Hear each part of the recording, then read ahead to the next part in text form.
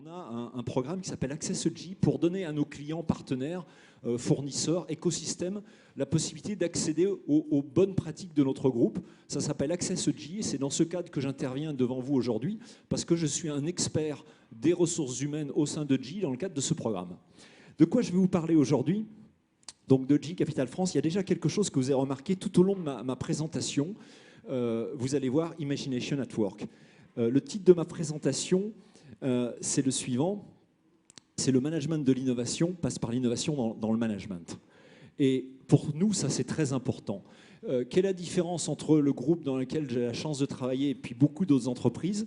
C'est qu'à la création de la bourse de New York au début du siècle dernier, il y avait 40 entreprises. Il n'y en a plus qu'une qui aujourd'hui est à la création de la bourse de New York qui est encore vivante. Parce que les dinosaures morts, etc., sauf à se réinventer, sauf à faire preuve d'imagination, sauf à faire preuve d'innovation. Et l'innovation passe beaucoup dans le management.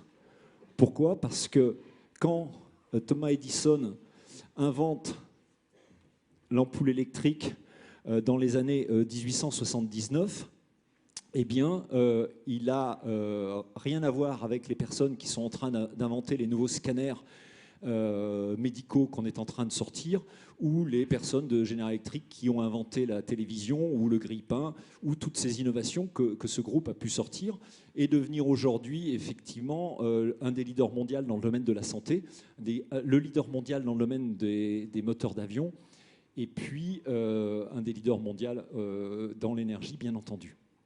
Dans le financement, on sort d'une crise, 2008, 1929, grande crise très importante, et G crée G Capital.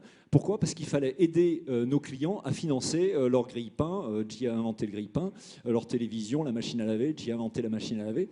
Il fallait les aider. Donc on a eu l'idée, imagination, d'inventer le financement. Et puis globalement, on est passé du financement des ventes à la vente du financement. Donc voilà le groupe G avec un ADN très très fort sur partout, où est-ce qu'est l'imagination.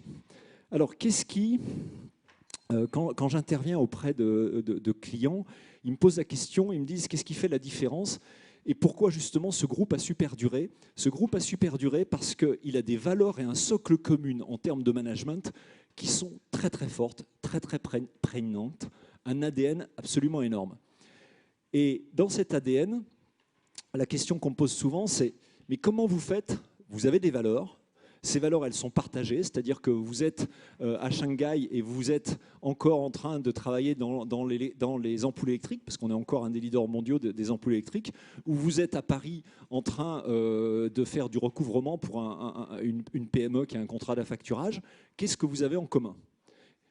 On a en commun un certain nombre de valeurs, je vais vous les montrer. Valeurs qui sont en train d'évoluer, bien sûr, parce qu'une société qui n'évolue pas n'avance pas. On a en commun ce genre de valeurs, mais c'est bien d'avoir des valeurs, mais c'est bien de mesurer par rapport à ces valeurs. Et là, vous qui êtes dans la gestion de projet, pour beaucoup d'entre vous, ça me rappelle la transformation que j'ai connue chez IBM. J'ai travaillé avant chez IBM.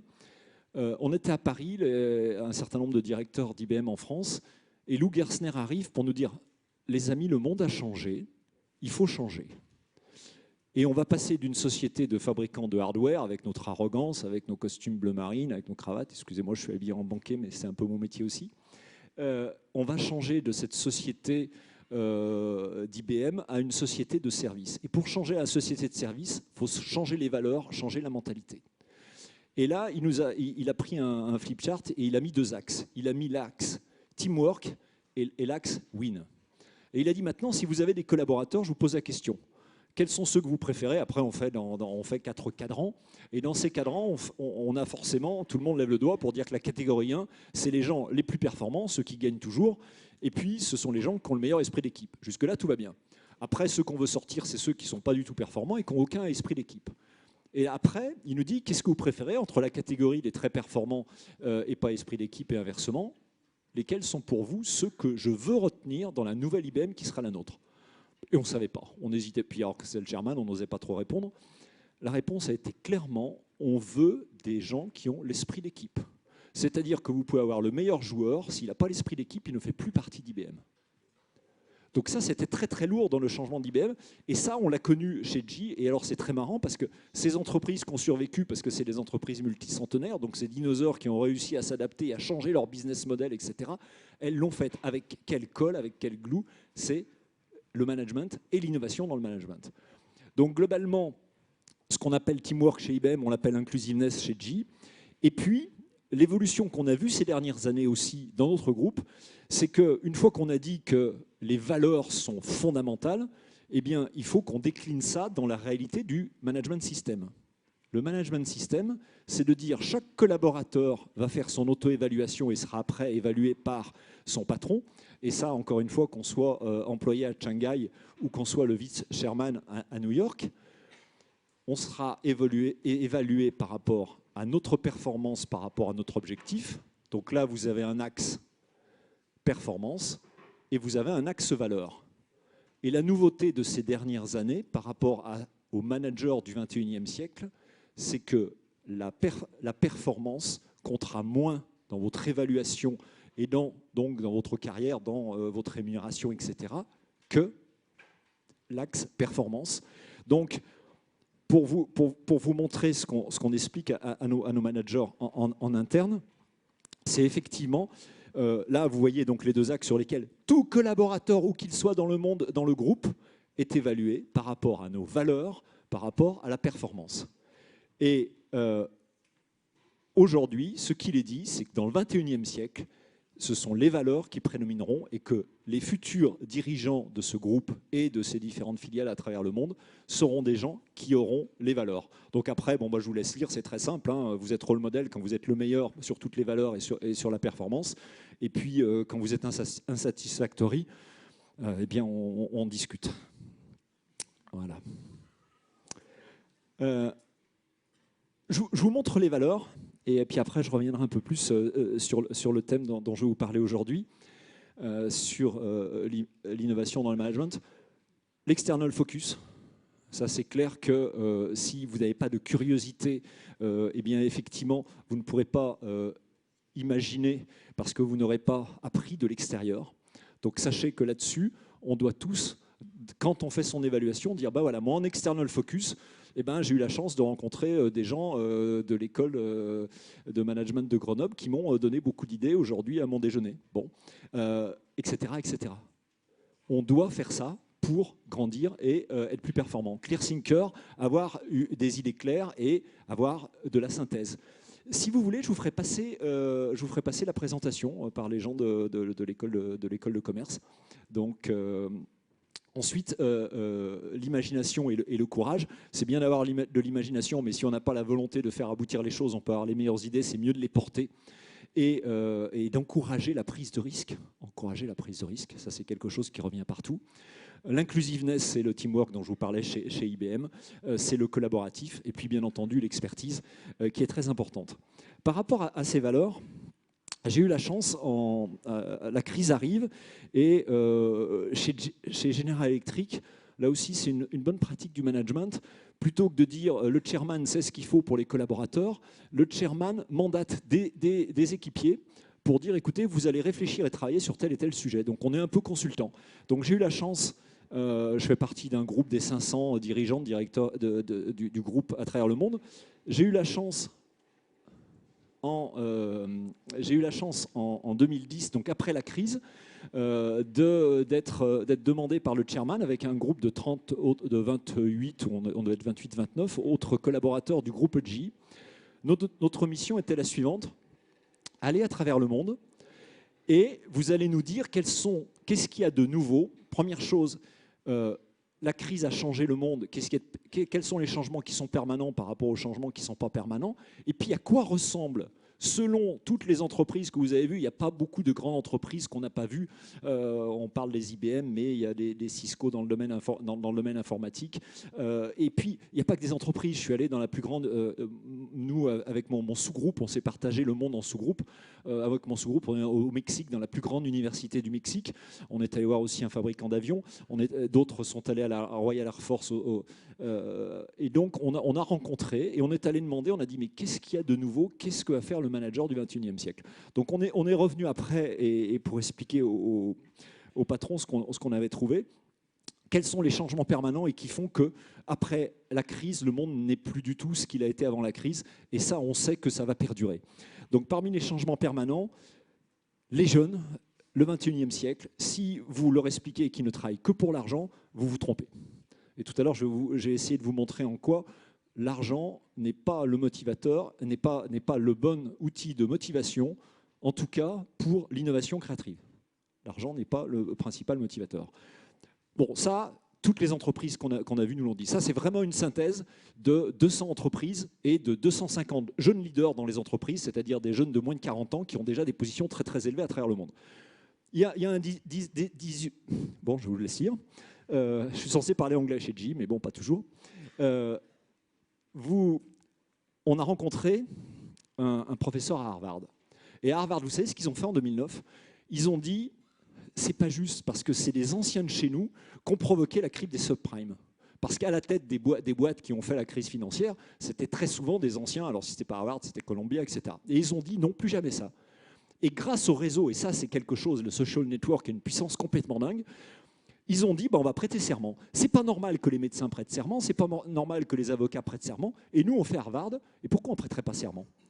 Donc là, si vous voulez, il y a un engagement, et là, on touche sur les deux, on touche à nouveau, on touche sur la partie engagement et pas que du profit pour le profit, et l'engagement. Et alors, ils sont allés voir le professeur, et, enfin le patron, ils lui ont dit, mais attendez, en 15 jours, on ne peut pas faire ça, attendez, avec les social media. Donc, ils ont instauré le truc, et ils ont prêté serment que dans la vie des affaires, ils feront en sorte de ne pas foutre en l'air l'économie. Je le fais simple, hein, c'est pas ça exactement qu'ils ont dit. Mais globalement, ça partait de là. Donc cette jeunesse, c'est ce qu'elle veut trouver autre chose, elle veut donner du sens. Donc si on fait du management sans essayer de donner du sens, on ne va pas y arriver avec eux. La connectivité, c'est bien évident. Et puis le monde change, les gouvernements sont plus importants, tout ce qui est associatif devient de plus en plus important. Et si on n'en prend pas compte dans nos entreprises, que ce soit G ou que ce soit dans les entreprises dans lesquelles vous travaillez, quelque taille que ce soit, eh bien vous n'y arriverez pas. Un point important, et je ne sais pas si j'aurai le temps de le développer aujourd'hui, c'est l'arrivée des nouvelles technologies, et certains d'entre vous connaissent ça certainement mieux que moi, mais le monde de demain va complètement changer, l'intelligence artificielle va remplacer, enfin ça va être un mouvement énorme, puisque la loi de Moore continue à s'exercer, et on sait aujourd'hui qu'effectivement l'ordinateur peut répondre mieux que tout le monde aux questions de Jeopardy. Et peut aussi faire des diagnostics meilleurs que les meilleurs médecins du monde. Et donc ça sera à portée de tout le monde bientôt. Donc le monde va beaucoup changer. Donc c'est ce qu'on a dit au chairman. Et donc après, il nous a dit bon, dites-moi ce qui change, dites-moi ce qui reste, et dites-moi quels sont les profils, dans quoi vont se reconnaître les managers du XXIe siècle. Donc on a déterminé 2 sujets. Le premier sujet, c'est les caractéristiques qui sont classiques et qui vont rester, des managers qui font la différence, du management innovant. Le deuxième à droite, c'est des nouveaux traits d'après-crise, des nouveaux traits par rapport aux managers du XXIe siècle. Globalement, l'éthique, le courage, la confiance en soi, la résilience et l'inspiration, c'est quelque chose qu'on attendait des managers, et on a tous lu, qu'on soit chez General Electric ou pas, des bouquins de management où Jack Welch donnait son idée, parce qu'il a beaucoup écrit sur le sujet, il a beaucoup inspiré bon nombre de managers dans le monde. Ça existait. Mais c'est ce qui fait la différence entre des managers qui réussissent, des managers qui entraînent leurs équipes et les autres. Ce qui est à droite, c'est de plus en plus nouveau. L'intégrité totale. L'intégrité totale. Il y a un sentiment de justice des jeunes, encore une fois, l'exemple des étudiants de Harvard qui ont plébiscité un serment. L'agilité, l'humilité, ça s'est retrouvé absolument partout, absolument partout. On ne motivera nos équipiers que si on sait se mettre à côté d'eux. Le multiculturel et le network, ça je ne vous l'apprends pas. Et ce qui était... pardon, je vais y arriver. C'est la technologie. Non, je ne vais pas y arriver. J'y arrive. J'ai eu la chance de rencontrer le patron de la plus grande banque dans ce périple du Brésil. C'était Roberto Setúbal. Et Roberto nous a dit, j'ai compris qu'il faut se mettre au niveau des nouvelles générations. Il dit, j'ai compris que moi, quand j'étais à l'université, il y avait un prof sur l'estrade et on n'osait pas lui parler et on lui disait professeur. Il dit, quand je suis arrivé dans la banque, on m'appelait encore professeur, j'ai un PhD, donc on m'appelle professeur. Aujourd'hui, quand je vais chercher mon neveu à la sortie de l'université, et il n'a pas la chance d'avoir d'enfant, eh bien, mon neveu est assis sur les marges de l'université à côté de son professeur. C'est ça le monde d'aujourd'hui, c'est ça le monde d'aujourd'hui, c'est ça la perspective. Et ce qu'il a fait chez lui, parce que c'est bien de le dire, mais c'est de le faire, dans la plus grande banque du Brésil, donc qui est de la taille d'un Crédit Lyonnais, ou etc., le président est en open space. Le président est en open space. Il n'y a plus un bureau fermé. Et quand vous savez que c'est un homme qui est atteint d'un handicap majeur, c'est très beau quand il vous dit qu'il faut se mettre à la perspective. Et ça, c'est des belles leçons d'humilité qu'on a pu ramener au chairman de GE. Ensuite, il y a une étude de Thomas Watson qui s'est faite 2 ans après notre étude et qui est quand même très intéressante parce que les traits que vous retrouvez ici, et là aussi, je vous donnerai ma présentation pour ceux qui le souhaitent, vous trouvez l'authenticité, l'agilité, donc des choses qu'on avait vues. Donc, Towers Watson, c'est une des plus grandes sociétés qui étudie les caractéristiques du management et de la motivation dans le management. Donc tout ça, ça a été retrouvé et tout ça, ça a été considéré comme qu'est-ce qu'on attend. Là, je vais vous parler très rapidement de l'employé engagement. Quand on est dans une boîte américaine, on mesure à peu près tout. Towers Watson a fait ses études. Là aussi, je vous les laisserai, mais c'est une évidence, c'est peut-être une porte ouverte, mais quand on dit qu'on arrive à avoir 57% d'efforts en plus, de choses qui réussissent, si nos employés sont motivés et adhèrent à ce qu'on fait, si on diminue l'attrition de 87%, la probabilité de départ, le fait d'avoir des gens motivés, c'est la plus grosse source de profit de l'entreprise. C'est de loin la plus grosse source de profit de l'entreprise. Alors, qu'est-ce que c'est que l'employé engagement? C'est ce que les gens ressentent, ce que les gens pensent, comment ils s'identifient à l'entreprise, comment ils s'identifient au projet dans lequel ils sont, comment on donne un sens à ce qu'ils font, et puis leur comportement.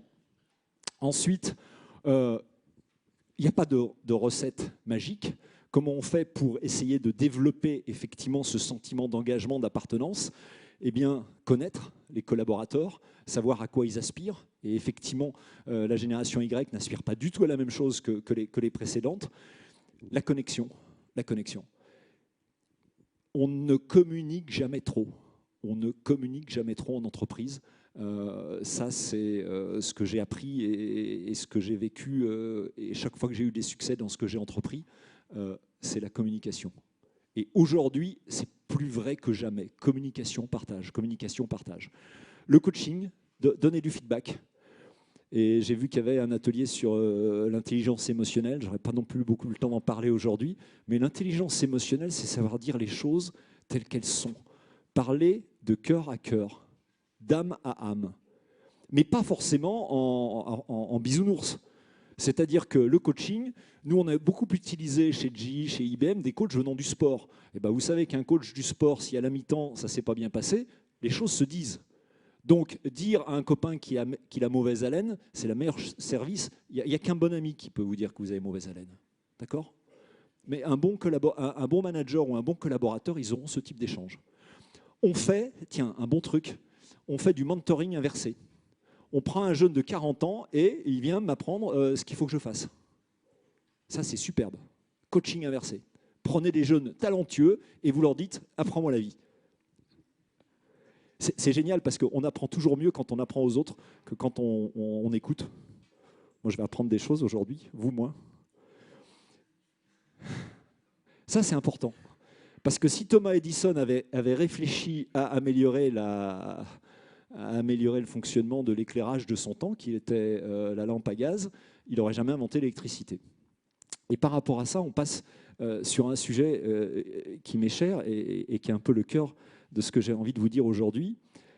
C'est d'où vient la motivation et comment on essaye d'innover et comment on essaye de bien comprendre comment on fait jouer nos collaborateurs et comment on joue nous-mêmes au plus haut niveau de performance. Je vous ai déjà donné beaucoup de sujets dont l'engagement et autres. Mais ce n'est pas nouveau tout ça. Le problème de la bougie. On est dans les années 40. Vous voyez, je viens de vous parler d'innovation dans le management, c'est intéressant. Mais il faut aussi souvent revenir aux sources à une époque où l'Internet va trop vite. Il faut savoir se poser, il faut savoir revenir aux fondamentaux.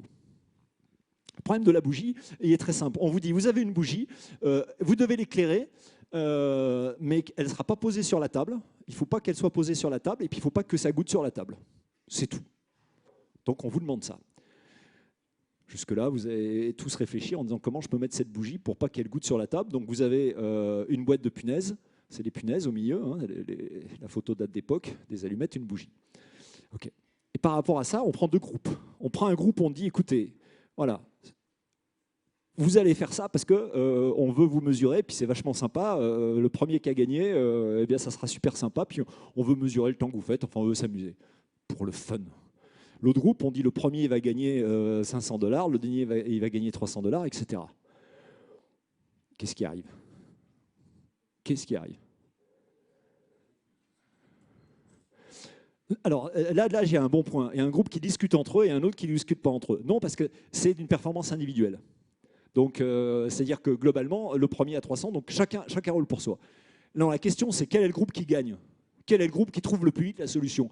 Ceux à qui on dit qu'ils vont s'amuser ou ceux à qui on dit tu vas gagner $500? On va s'amuser, évidemment. Enfin, évidemment. Non, pas évidemment. On va s'amuser. On va s'amuser et on trouve la solution, c'est celle-là. D'accord? C'est qu'on enlève les punaises de la boîte à punaises en carton à l'époque et puis on fait ça. D'accord? Mais le groupe à qui on a dit que c'était juste pour voir a trouvé beaucoup plus vite. Ça nous dit quoi? Il y a une déconnexion entre ce que la science prouve, parce que ces exemples-là, il y en a eu dans tous les sens depuis 1940, et ce que fait le monde des affaires. C'est-à-dire que régulièrement, pour aller plus vite, vous dites à vos collaborateurs, à vos trucs, tu vas avoir une super prime. Vous les démotivez. Bon, en général, quand je dis ça, je ne suis pas toujours bien vu par les collaborateurs quand ils ont leur patron à côté. Ça, London School of Economics, qu'il a encore démontré il y a 4 ans.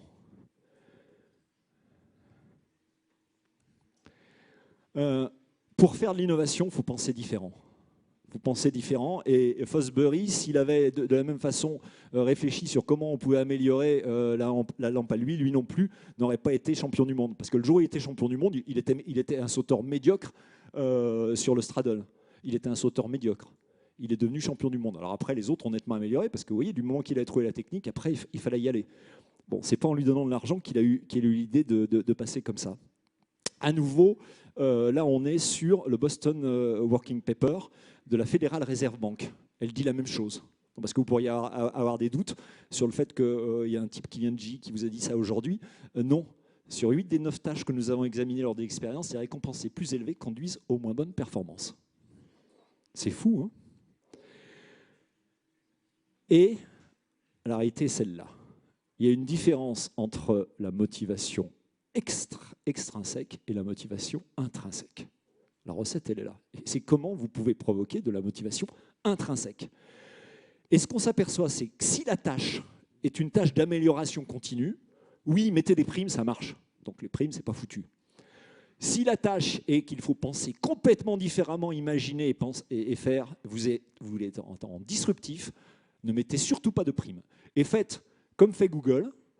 Google aujourd'hui, 50% des innovations de Google sont trouvées pendant les 10% du temps que les managers de Google ont à leur disposition. Quand on était jeune, pour certains d'entre nous, on avait les 10% pour faire autre chose que l'école. Mais c'était fabuleux. Qu'est-ce qu'on apprenait dans ces trucs-là? Eh bien, 50% des innovations sérieuses de Google sont faites pendant ces 10%, où tous les ingénieurs de Google ont 10% de leur temps, où ils étudient ce qu'ils veulent, ils font ce qu'ils veulent, du moment qu'ils reportent le fruit de leurs travaux. C'est-à-dire que c'est du temps qui est rémunéré, bien sûr, et on leur dit, tous les mois, vous venez dire, pendant ces 10%, vous avez réfléchi sur l'évolution de la vie de la coccinelle en Afrique. Bon, je ne suis pas sûr que ce soit le sujet, mais c'est de ça dont il s'agit. Vous faites ce que vous voulez, sur le sujet dont vous voulez, et par rapport à ça, vous faites simplement un report. Ils trouvent 50%. Là aussi, si vous demandez aux gens de Google, je vous paye plus pour trouver un nouveau produit par rapport à je vous laisse du temps libre pour réfléchir sur ce que vous avez envie de faire, ce qui vous plaît, ce qui est aligné avec qui vous êtes et ce que vous aimez, eh bien, on fait de l'innovation ou on n'en fait pas. Donc, c'est là en quoi le management de l'innovation est une chose compliquée. Parce qu'on ne manage pas l'innovation avec la carotte et le bâton. Chose intéressante, quand le problème était présenté comme ça, eh bien, les deux groupes arrivaient au même niveau. Pourquoi? Parce que les gens ne voyaient pas une boîte à punaises, mais ils voyaient un carton qu'on pouvait épingler au mur, différencier des punaises. Là aussi, si effectivement on veut du disruptif, il ne faut surtout pas motiver les gens avec des primes. Si vous voulez de l'itératif sur quelque chose qui est plus simple, là vous pouvez motiver avec des primes. Vous arrivez au même... Bon, on dépense de l'argent pour rien parce qu'on l'aurait eu sans les primes, mais on y arrive. Voilà ce qui est écrit. Donc, dès que la tâche fait appel à des compétences cognitives, même rudimentaires, une plus grande récompense conduit à une moins forte performance. Et là aussi, c'est la Federal Reserve Bank qui a fait le fruit de ses travaux. Je suis dans les temps. Je vais vous parler un peu également de la contagion émotionnelle. Parce que je sais qu'il y a eu un atelier sur l'intelligence émotionnelle. C'est ce qu'on a déterminé avec le groupe et c'est ce que je vois dans les entreprises qui marchent bien. Mais on l'oublie. Et c'est bien de revoir des chiffres et c'est bien de communiquer ces chiffres à vos collaborateurs pour leur montrer l'importance du relationnel. Donc ça, c'est une étude qui a été faite par une université italienne sur la contagion émotionnelle au travail. Alors, bon, vous avez des gens qui reçoivent, donc ceux qui capturent les émotions des autres, parce que les émotions, c'est contagieux, et puis ceux qui en envoient. Et ceux qui en envoient, quand vos patrons vous convoquent pour vous engueuler et vous dites que vous n'avez rien compris, ils vous envoient un certain nombre d'émotions. Et sur ces quatre émotions standards, vous avez bien sûr la joie et la tristesse. Donc l'université a décrit ce que c'était que la joie, c'était donner des émotions positives. Et puis la tristesse, c'est négatif. Vous avez la peur et vous avez l'angoisse. D'accord ? Alors le résultat qui est intéressant dans cette étude, et pour voir à quel point l'émotionnel dans l'entreprise est importante, et dans l'entreprise, dans la nouvelle entreprise, dans l'entreprise de l'open space. Alors, bien sûr, je me suis inspiré de ce qu'a fait le monsieur que j'ai rencontré au Mexique. C'est-à-dire que dans le nouveau site de GE en France, on va prendre une grande tour à Paris, à Boulogne, au Pont de Sèvres. Il n'y a plus un seul bureau. Je serai en open space. Dans la tour, il y a 3000 personnes, tout le monde sera en open space. Il y aura bien sûr des bureaux pour se mettre à côté, mais j'ai diminué le nombre de couches dans l'entreprise. J'étais N+8. C'était de la folie. Vous imaginez en téléphone arabe ce que ça donne, N+8 ? On jouait ça à l'école. Je te dis un truc et puis tu fais remonter. Vous voyez ce que je voyais du terrain.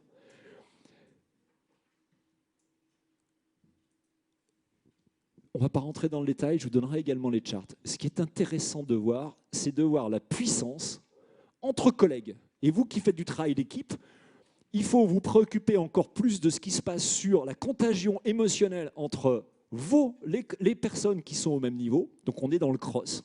Donc ça, c'est la grande apprentissage de cette étude. C'est faites du cross et là, les émotions vont passer grave. Et donc, quelles que soient les émotions, la joie, la gaieté, la peur et l'angoisse, si vous êtes entre collègues, 94%, ça passe. D'accord ? Pour celles qu'on envoie, et puis 91% pour celles qui arrivent. Ça, c'est pour des non-managers entre eux. Quand vous êtes manager, ça a également beaucoup d'importance. Je suis dans les non-managers, excusez-moi. Je vais y arriver. Voilà, pour les managers, et là aussi, je ne vais pas rentrer dans le détail, ce qui compte, c'est ce que vous pouvez en retenir si ça vous intéresse, c'est de savoir que quand vous êtes manager, eh bien, vous avez 83% des personnes qui ressentent ce que vous sentez. Non, c'est dans l'autre sens. Quand vous êtes collaborateur, 83% ressentent ce que ressentent leurs managers. Et si vous êtes manager, 77% de personnes que vous managez ressentent ce que vous sentez. Alors, vous imaginez quand vous êtes dans une équipe... Alors, deux choses à retenir. La première, c'est ça passe encore plus les émotions, la contagion. Et la contagion, c'est effectivement ces besoins fondamentaux. Et la joie, le fun, qui permettent l'innovation. Et éviter effectivement tout ce qui est anxiogène. Et il y en a assez dans la société aujourd'hui pour en balancer dans les équipes. Donc, règle numéro 1, ça passe de collègue à collègue. Et notre rôle en tant que manager, c'est de favoriser entre collègues. 2, ça passe très très fort entre manager et manager, mais ça, je ne vous l'apprends pas. Mais ça passe à un point que c'est là que l'entreprise va gagner ou l'entreprise ne va pas gagner. Voilà ce que je voulais vous dire. Et puis, ben, on finit bien à temps. Ce que j'ai appris de certains professeurs justement d'Harvard, qu'on a eu aussi, qui sont venus nous former, ils nous disaient « Great leaders are great readers ». Les bons leaders lisent beaucoup. Eh bien, je peux que vous encourager à lire. Et on s'est rendu compte que plus on encourageait nos collaborateurs à lire, plus effectivement, partageant des lectures entre collègues, etc., on augmentait le niveau de motivation de manière énorme. Aujourd'hui, il y a du stress dans l'entreprise. Le mot stress, il y a 20 ans, on ne l'utilisait pas. On disait « j'ai une petite déprime, j'ai une dépression ». Le mot burn-out, il y a 7 ans, personne d'entre vous en discutait parce que ça arrivait. Aujourd'hui, qui ne connaît pas le mot, qui ne connaît pas, etc. Alors, les raisons de tout ça, c'est anxiogène à l'extérieur, l'économie est plus qu'elle était, etc. Nos enfants ne vont pas connaître forcément la même carrière. OK, mais c'est aussi l'accélération des technologies. Et on a du mal à suivre. Parce que l'humain, c'est l'humain, il prend son temps. D'accord ? Et revenir à la lecture, c'est quelque chose d'important. Donc il y a un bon bouquin qui s'appelle « Aimez-les ou perdez-les ».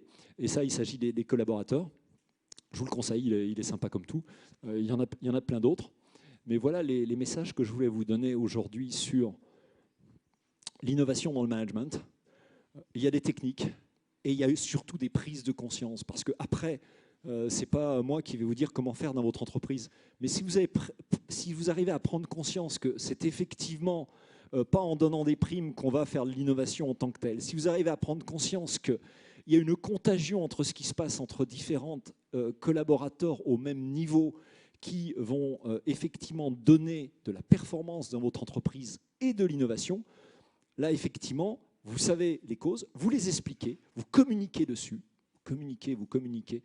Là aussi, c'est quelque chose qu'on a appris de plus en plus. Et plus il y a la transformation, plus il faut communiquer. Quand vous faites du management de projet, c'est un projet de transformation, il faut communiquer, communiquer, communiquer. Et communiquer les mauvaises nouvelles aussi bien que les bonnes, bien entendu. C'est mettre tout sur table. Donc voilà ce que j'avais à peu près à vous dire.